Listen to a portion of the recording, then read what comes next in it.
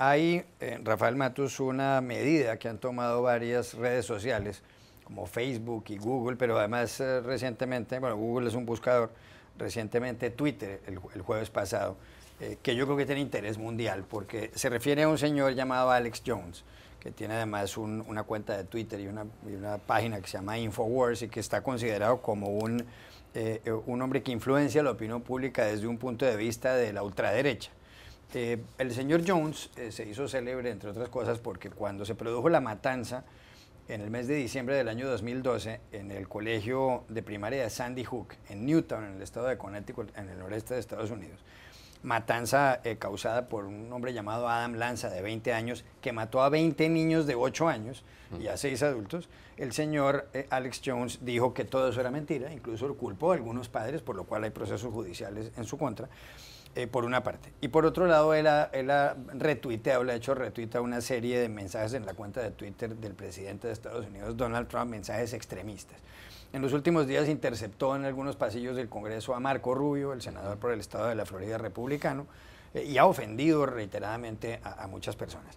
Facebook, Google y otras páginas decidieron, y algunas redes sociales decidieron prohibir la cuenta del señor, y el jueves de la semana pasada hizo lo mismo Twitter, porque dijo que él enviaba unos mensajes cargados de odio en esa red social. Sí. ¿Hizo bien Twitter aquí o esto es una violación a la libertad de expresión? Bueno, es un debate que estábamos teniendo justo en el corte, es muy, muy interesante. Primero, hay que decir que en la época de las fake news y de las teorías conspirativas, ¿no?, que de la mano de líderes populistas como Donald Trump han encontrado un caldo de cultivo ideal para propagarse, Alex Jones, yo creo, debe ser el máximo ícono que uno encuentra en Estados Unidos de ese fenómeno en particular. Es muy reconocido por propagar noticias falsas, teorías conspirativas, incluso cuestiones horroríficas como esto de decir que la matanza de Sandy Hook fue algo totalmente orquestado, ¿no? Acá creo que hay dos debates. Primero uno, ¿cuáles son los límites de la libertad de expresión, ¿no? Si hay ciertas cosas que tienen que quedar fuera de la garantía constitucional de poder decir lo que uno piensa libremente, ¿no? Y ahí, en uno de los juicios que se hizo sobre Alex Jones, un grupo de expertos, de abogados, expertos en libertad de expresión, dijo que los discursos falsos no sirven al interés público como el discurso verídico y por lo tanto no están protegidos por la garantía que ofrece en Estados Unidos la primera enmienda constitucional. Acá mi amigo libertario Juan Carlos Hidalgo, ya lo veo que está cargando las tintas. Segundo, además del debate sobre cuáles son los límites a la libertad de expresión, ¿dónde se pone? La segunda pregunta es quién tiene que poner ese límite, ¿no? Porque acá en este caso, quienes están poniendo el límite son los grandes gigantes de Silicon Valley que controlan básicamente cómo la gente recibe información. Facebook, Apple, Google, Twitter, en este caso, fue la última en reaccionar y la última que decidió desterrar a Alex Jones de su plataforma. Principalmente a mí, por lo menos me genera inquietud, vamos a utilizar la palabra inquietud, no preocupación, que sean empresas, grandes monopolios, cuasi monopolios de Silicon Valley, las que decidan quién puede decir esto y quién no puede decir esto. Creo que tendría que haber un ente superior, el Estado, y acá me interesaría mucho conocer la opinión de Juan Carlos Hidalgo, el que tendría que de alguna manera implementar algún sistema regulatorio para definir cuáles son los límites de la libertad de expresión. Uno, mi tendencia natural, ¿no?, obviamente también como periodista, es que la libertad de expresión no tiene que tener límites, ¿no?, que tiene que haber una defensa a rajatabla de una de las principales pilares de cualquier sociedad democrática. Pero también uno cuando se cruza con sujetos como Alex Jones, se enfrenta a este dilema, es decir, bueno, pero vamos a permitir que este tipo de sujetos abusen de una garantía que es pilar de la democracia. Esa es la pregunta que nos hacemos. Mira, varias cosas. A mí me produce escalofríos, y enfatizo la palabra escalofríos, que un grupo de expertos empiece a determinar de que hay ciertos mensajes que sí sirven un interés público, y quién sabe qué es el interés público, y otros que no. O sea, eso me parece un politburó, ¿verdad?, soviético, determinando qué se puede decir y qué no se puede decir. Eso jamás podemos aceptar esa premisa. Mira, la libertad tiene que aplicarse a rajatablas.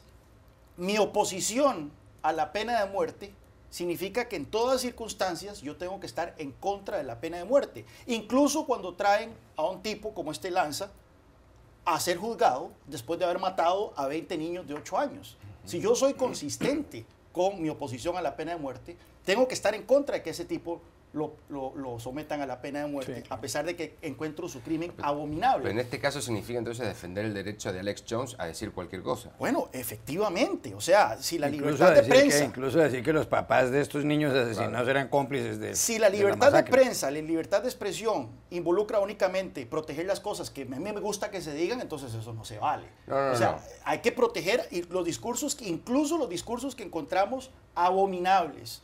Ahora bien, yo hago una separación aquí entre la decisión de empresas privadas como Twitter, Google, Facebook, de eliminar ese tipo de mensajes, que no es, para mí eso no está violentando la libertad de expresión de Alex Jones, a que el gobierno venga y diga, si usted dice eso, lo vamos a meter a la cárcel. Eso sí viola la libertad de expresión. Pero el gobierno es el monopolio de la fuerza, mientras que estas empresas son plataformas que tienen sus propias reglas. Y bueno, hay toda una discusión. Pero si hubiera, por ejemplo, una incitación a la violencia en un mensaje de elección, es decir, hay que matar, asesinar a tal persona. Eso ya la ley lo prohíbe. Hay una diferencia ahí entre la incitación a la violencia y la incitación al odio. Que ahora bien, es una raya donde podemos tener qué tan tenue es esa raya. Incitación al odio, ¿no? Exacto. ¿Cómo lo defines? Por ejemplo, odio a todos los homosexuales. Eso, para mí, debería estar cubierto por la protección a la libertad de expresión. A pesar de ser abominable. Hay que salir a matar a los homosexuales, ya eso para mí es una incitación a la violencia que obviamente debe estar prohibida. Vale. María Luisa Rosa. Yo estoy de acuerdo con ambos. Yo creo que es un poco difícil. ¿Cómo se hace? Un poco difícil. Yo creo que todos estamos de acuerdo con que se tiene que respetar, se tiene que proteger el derecho a la primera enmienda. Todos tenemos esa facultad aquí en Estados Unidos, es una garantía, la Constitución lo protege. Sin embargo, como la primera enmienda no está regulada, por lo que acaba de explicar Juan Carlos, hay grises, no todo es blanco y negro, hay grises. ¿Cómo se define una incitación a la violencia? ¿Cuál es el límite en ese derecho para que uno no publique, por ejemplo, información falsa? Lo que pasa es que en el caso de Jones, yo creo que hay líneas rojas que él ya pasó hace mucho rato y creo que Twitter más bien se demoró muchísimo en cerrarle la cuenta porque la desinformación, la falsedad de todos los comentarios que él ha publicado a través de Infowars rebasa cualquier límite. No solamente decir que los padres de los niños eran actores en el caso de Sandy Hook, decir, por ejemplo, que el gobierno perpetró los ataques terroristas de septiembre 11, él también lo ha dicho a través de Infowars.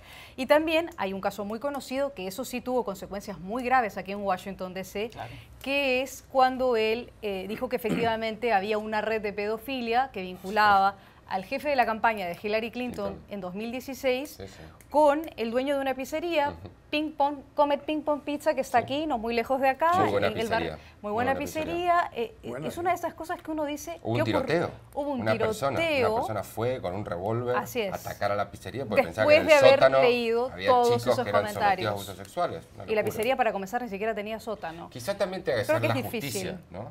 Claro. La justicia a través de estas demandas que se hacen contra personajes como Alex Jones, la que termine por marcar cuáles son los límites. Eso es cierto. Y un último comentario, perdón Juan Carlos, que es que ¿quién se sirve al final de toda esta desinformación? Rusia. Y eso ya ocurrió en el 2016 en las elecciones y puede ocurrir ahora. Rusia capitaliza toda esa desinformación para ver qué maravilla que hay división entre los estadounidenses con todo este caos de desinformación, con todo este Infowars. Yo creo que la preocupación aquí debería ser que haya un mínimo de regulación y que se tracen bien las líneas rojas para que no ocurra lo que ya ha ocurrido, lo que hemos visto, ¿no?